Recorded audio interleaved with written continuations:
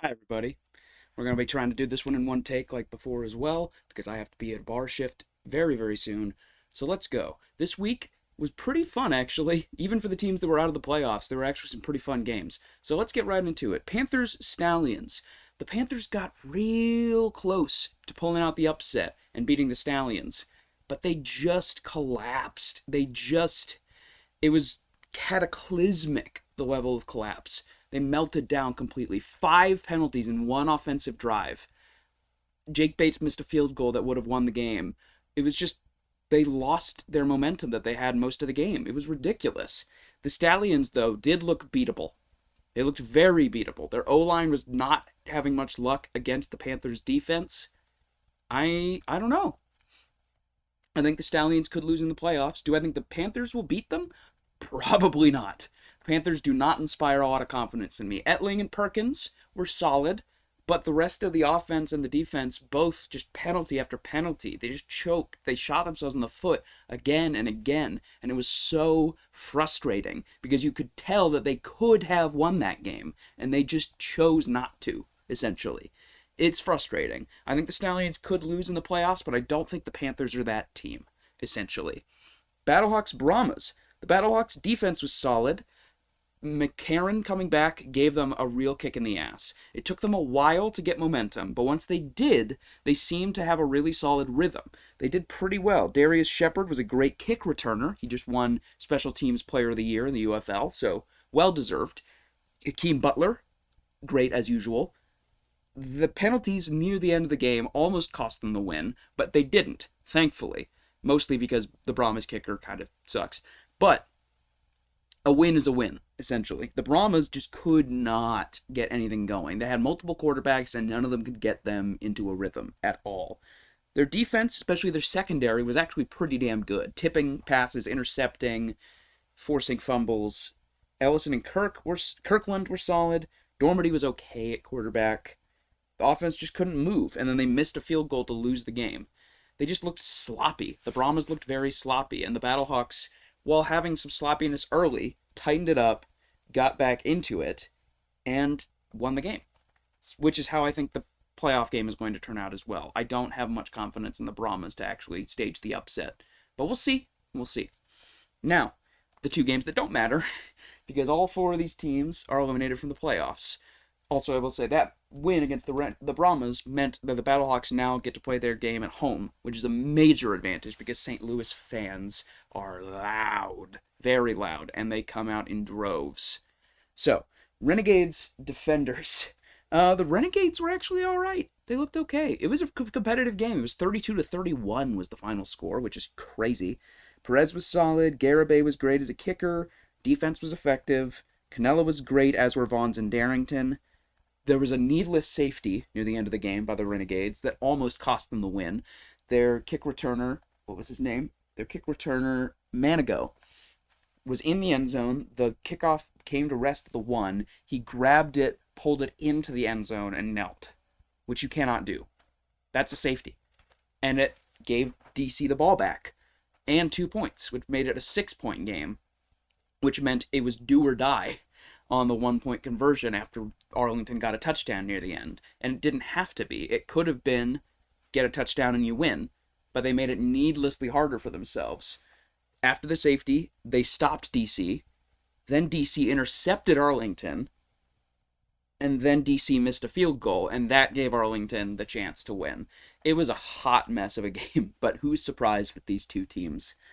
Not a game that had any impact, but the Renegades were playing for pride, and they did it. They won. And I got to give credit where credit's due. It seems like that team wants better, which is more than can be said for the Defenders. The Defenders seem mired in mediocrity.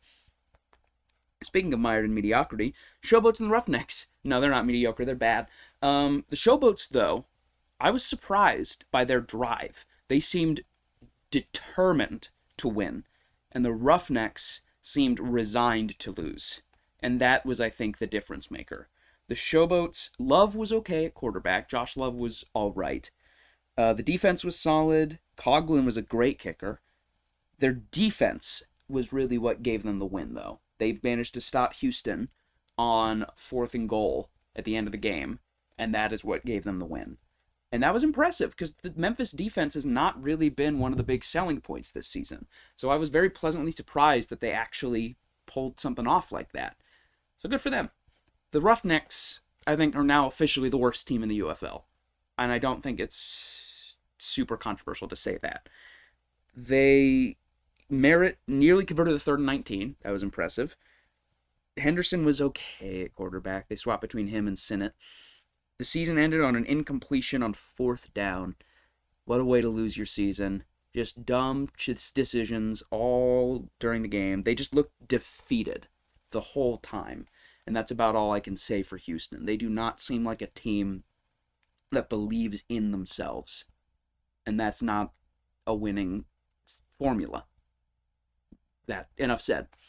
Now, power rankings, only some of which matter now. Number 8 is the Roughnecks, not surprising. Number 7 is the Showboats. They pulled just away from the Roughnecks by showing, here's the thing. John DeFilippo, as a head coach, he seems to really care about his players, and seeing how excited he was when they got that final stop. It's frustrating because you can tell that they all care and they're passionate as a team. They just don't have the scheme right now. Will it be better with DeFilippo? I'm not sure. But he seems like a guy who can motivate his players. So it's possible. I don't know quite what to make of the Showboats right now. Number 6 are the Renegades. Credit where credit's due. They are a lot better than the record would indicate. 3-7 does not tell the whole story for them. Perez was great all season. I feel bad that they just couldn't pull out a lot of those close losses. The Defenders are number 5. Now here's the thing. The Defenders are technically a better football team, but they don't seem to care as much as Memphis or Arlington. They seem like they're just there. And I think that sucks. Number 4 are the Panthers. They might have been higher if not for how badly they collapsed at the end of the game. If they do shit like that, there's no chance they're going to win this playoff game. Less of a chance than there already was. They made it clear that they can hang with the Stallions, but if they're just going to give up penalty after penalty after penalty, then they've got no hope. Number 3 are the Brahmas. They just don't... They're sort of running out of steam, is how I would describe the Brahmas. They got hot, but I don't know how much they have left in the tank. They seem kind of gassed.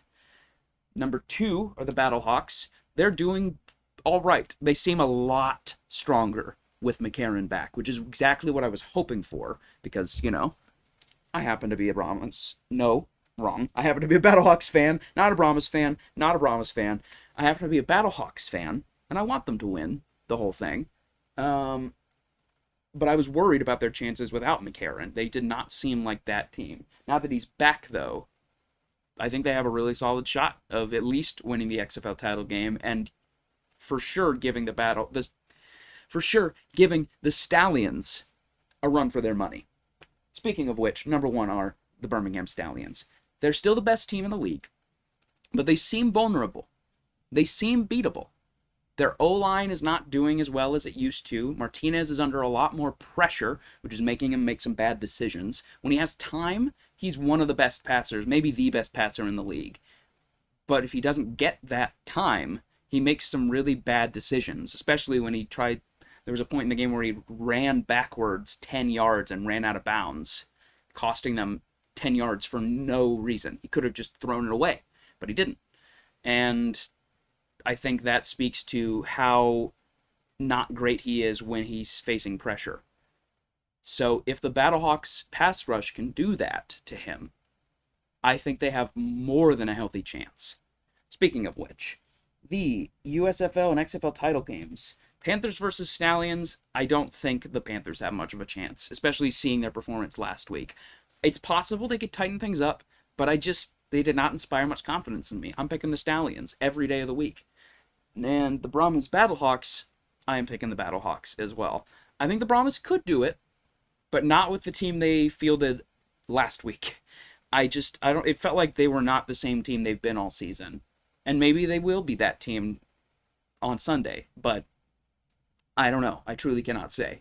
Anyway, that's about all I've got for you. This is a really short one. Thanks for watching. Feel free to like, comment, subscribe, ring the bell for notifications. got a Discord server down below where I post my stream and upload schedules. I'll be streaming on Sunday some Fallout New Vegas, which will be very fun. You can also follow me on Instagram, Twitter, TikTok. I have an Etsy shop where I sell little polymer clay figurines like this weird abomination. I also have an SCP author page if you like short little horror stories, and I have a WordPress blog where I post every 6 months or so. So yeah, thanks for watching. Feel free to check out any of my links. Go Battlehawks and enjoy the championship games.